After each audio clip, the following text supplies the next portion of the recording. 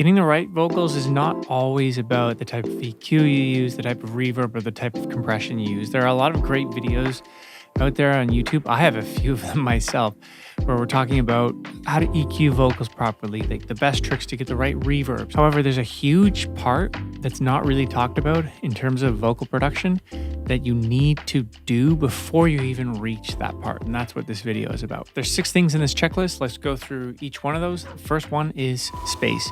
You're actually recording room that you're going to record the vocal that you've decided to record.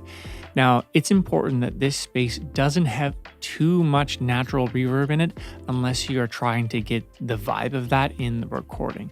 So what I mean by that is you likely want to try to record in a room that's fairly dry. So when you're post-processing this vocal, you can apply different types of reverb to get that desired vibe that you want. So here are some things you can do if you don't have an acoustically treated room. What you're going to want to do is sing in front of like a mattress or a quilt or something like heavy and soft that's going to soak up that sound. Don't put it like directly against it, but like maybe a foot off it. And what that's going to do is basically when you sing into the microphone, the audios that you're hitting the blankets, not going to bounce off as much. Check number 2 is your microphone, the mic placement, the preamp, and the pop filter that you're using. So pop filter, pretty simple. Let's get that out of the way. Make sure you're using a pop filter against your microphone, maybe like 2 inches apart. You don't want it too close to the microphone because you want enough space for that air to break through to get rid of any plosives that might be happening.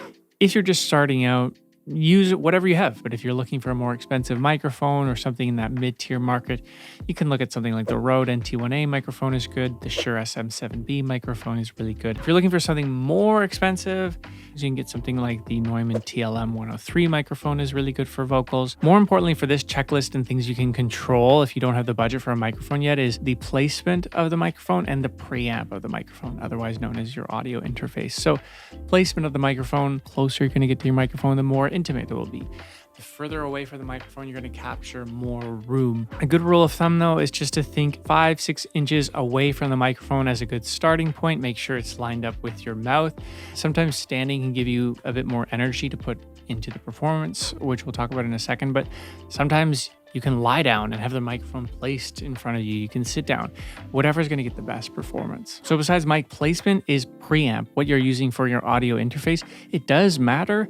Your audio interface does matter. The quality of the preamp and the quality of the converter will affect your audio signal. So if you're using a Focusrite Solo versus like an Apollo Twin, the Apollo Twin is going to sound a bit better. It has a better audio converter and it has a better preamp. If you're just using a simple audio interface, make sure you have the gain set appropriately. Like don't get anywhere near peaking.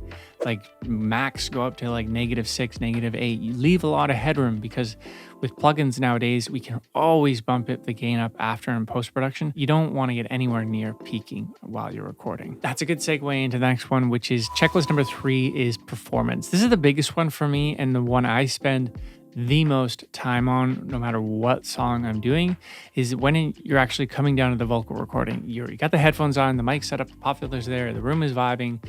Now it comes down to doing the performance. And how long is this going to take, right? For me, it takes quite a while. I have to get into maybe 10, 12, 15 takes before I start feeling the mood. The first maybe 5-6 takes is just me warming up my voice, me trying to figure out the mood and energy of the song, and then the tone of your voice. Your voice is so sensitive and dynamic that every take is slightly different. So it's important to spend the time to know what's your mood and energy for the song to get the right take. So have a think about that before you even start recording. Like, is it a high energy vocal? Is it a soft vocal? This is going to affect your vocal, your mic placement, and how you come into the recording. That's the raw ingredients, right? It's all the effects that you add on to whatever you do in this moment won't matter at all if it's a crappy performance. And when I have a good performance and a good comp after the fact, there's little amount of post-processing that you have to do to make the vocal sound good. Number 4, checklist, is the comp. Spending the time to get the right number 1 take for your track. So you have the right performance at this point, you've checked that off, and now you have maybe, 10 takes, 20 takes, 30 takes, going through and actually picking out the best parts in each take. Now, this is important to realize. As I said, every take, your voice will sound different. So you don't want to go too too drastic on your comp where you're picking bits of words from different takes.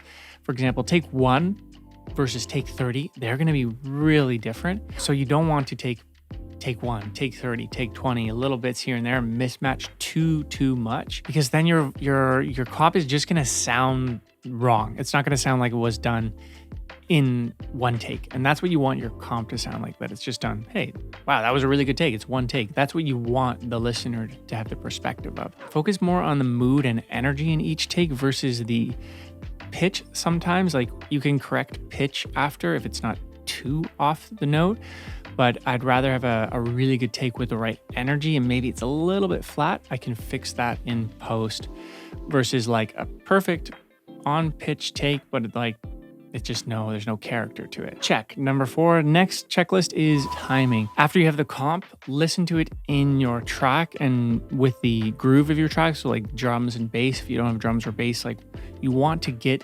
your vocal in pocket to whatever your song is, whatever the groove of your song is. So that's going to require you to actually shift the vocal here and there. Most of the time, vocalists will not sing in time for all of the takes. So you will have to move regions here or there just to get the vocal in pocket. Check.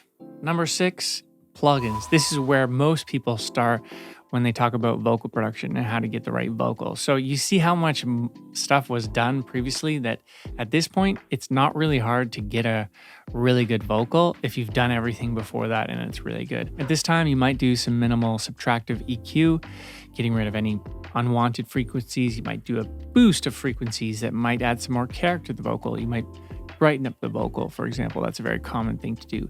You might compress the vocal again. If you haven't compressed it on the way in, you probably would compress it a little more.